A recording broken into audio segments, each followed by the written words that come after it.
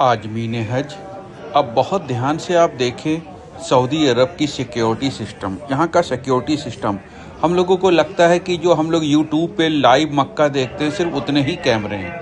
दोस्तों, 1-2-100 नहीं, हज़ारों की तादाद में कैमरे हैं और ऐसे ना जाने कितने सैकड़ों कंट्रोल रूम बने हुए हैं, जिसमें बड़ी बड़ी हम लोगों के घरों में जितनी बड़ी दीवारें होती हैं उससे भी बड़े बड़े टेलीविज़न वहाँ पर लगे हैं, एलईडी लगी हुई है और हर पल हर कैमरे के ऊपर 4-4 घंटे की ड्यूटी के हिसाब से सिक्योरिटी स्टाफ लगा होता है और एक एक कैमरे के अंदर ऐसी ऐसी टेक्नोलॉजी है कि आपके नाक के बाल तक वो गिन सकते हैं, इतना ज़बरदस्त इंतज़ाम होता है।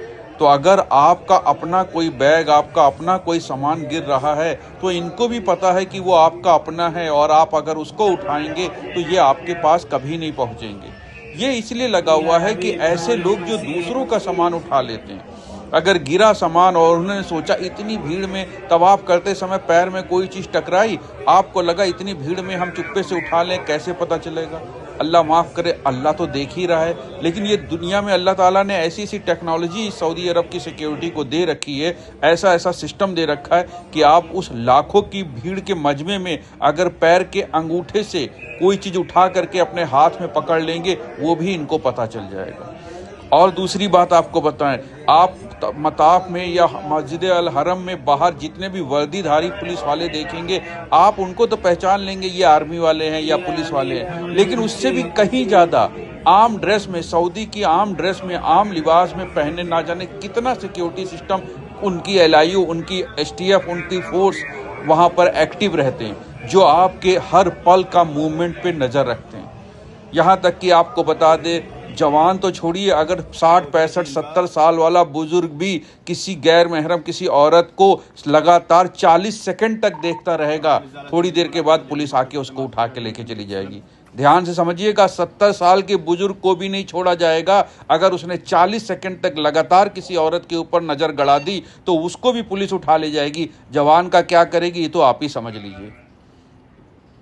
और सारी दुनिया में पुलिस वालों के द्वारा जो 3rd डिग्री दिया जाता है, जो हाथ पैर की तुड़ाई होती है, उसमें सऊदी अरब टॉप 3 में आता है। ये जो हड्डी पसली तोड़ते हैं यहाँ के फोर्स, वो टॉप 3 में आता है। और जो सऊदी अरब का बंदा है, जो सऊदी सिटीजन है, अगर वो भी कोई गलती करता है तो उसका भी पता नहीं चलता है कि वो कौन सी जेल में कहाँ गया। हमारे इंडियन हाजियों का तो आप ही अंदाज़ा लगा सकते हैं, कुछ अता पता नहीं चलेगा कहाँ गए। अगर जरा से भी अपराध जैसी चीज़ में कोई भी लिप्त हो गया, अपराध जैसी चीज़ में कोई फंस गया, इसलिए आपको ये वीडियो टेक्नोलॉजी हम दिखा रहे हैं। आप इसमें देख कर सिर्फ इबरत हासिल कर ले कि आपके एक एक मूवमेंट पर नज़र होगी। यहाँ तक कि आपको बता दें, अगर मस्जिद अल हरम के बाहर आप 2 सगे भाई हैं और एक दूसरे को रियाल दे रहे हैं, एक आदमी ने पर्स से 100 रियाल निकाले और दूसरे को दिए, उतनी देर में फोर्स आ जाएगी। पैसों का लेन देन भी खुलेआम करना सख्त मना होता है वहाँ पर। टाइम नहीं लगता फोर्स आने में मेरे भाई, इतनी ज़बरदस्त वो है वहाँ पर सिस्टम, और ऐसे ऐसे सेंसर लगे हुए हैं कि हर मूवमेंट पे नज़र रखते हैं। आप खुद अपनी नज़रों से देख लीजिए।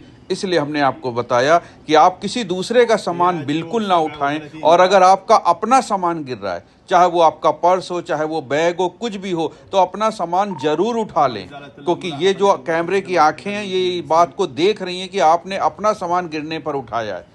तो आपको अपना कोई भी सामान कहीं भी गिर जाए, 10 बार गिरे 10 बार उठा लीजिए, या ना सोचिए कि आपको पुलिस पकड़ लेगी। लेकिन किसी और का सामान, यहाँ तक कि रुमाल भी अगर आपने उठा लिया, रियाल और पर्स और बैग तो छोड़िए, अगर रुमाल भी उठाया तो आप अरेस्ट होने के लिए तैयार रहिए।